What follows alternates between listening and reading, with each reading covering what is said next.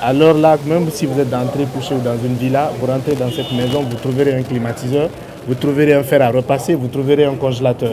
C'est des équipements, des électroménagers qui ont besoin d'électricité.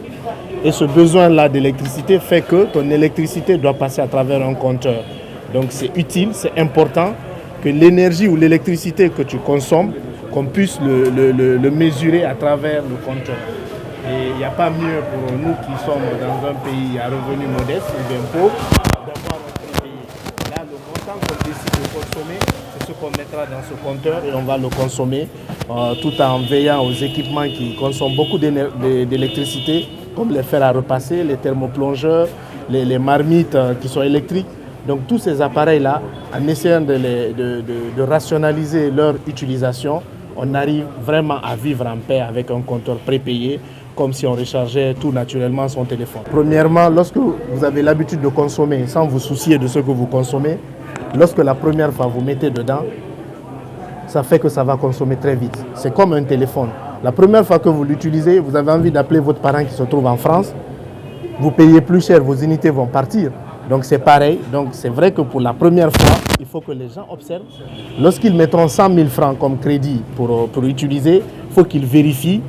Et nous allons les aider dans cette sensibilisation pour qu'ils sachent que lorsque c'est un fer qu'il a branché, lorsque c'est un climatiseur qu'il a branché, comment le compteur prépayé va décompter cet argent-là. Quant à la stabilité et la continuité des services liés à la fourniture du courant électrique.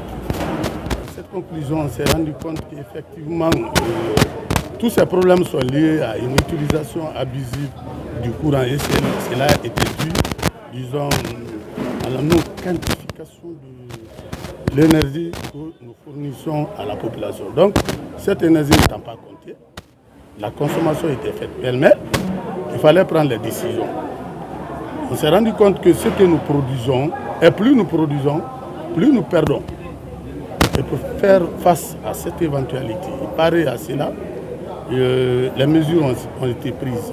C'est ce qui nous a conduit, disons, à l'utilisation des compteurs prépayés pour que la population elle-même mesure ce qu'elle consomme pour limiter, disons, cette consommation et réduire, s'il faut, arrêter le prix des équipements et assurer la stabilité, la continuité du service. Nous avons organisé les quartiers qui sont directement représentés par les chefs de quartier. Les chefs de quartier, chacun à ce qui lui concerne, est venu avec son responsable femme du bureau des femmes, son responsable jeune du bureau des jeunes. Tous ceux-ci sont venus pour, n'est-ce pas, montrer l'importance de cette rencontre qui vient de se tenir. Nous l'avons fait pour vous dire que le message que EDG venait passer était un message qu'il fallait prendre au sérieux, un message qu'il fallait aider à passer, un message important pour tout le peuple de Guinée.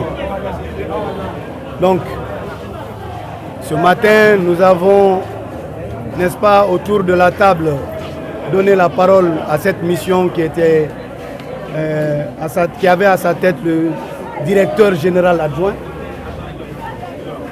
et d'autres cadres aussi de la boîte. Ils ont passé le message qui devrait être diffusé.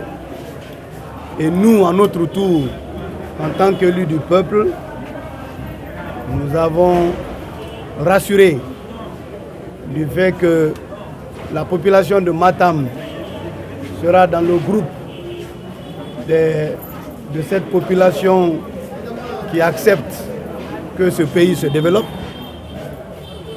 sera parmi ceux qui veulent que le problème d'électrification soit une réalité en Guinée.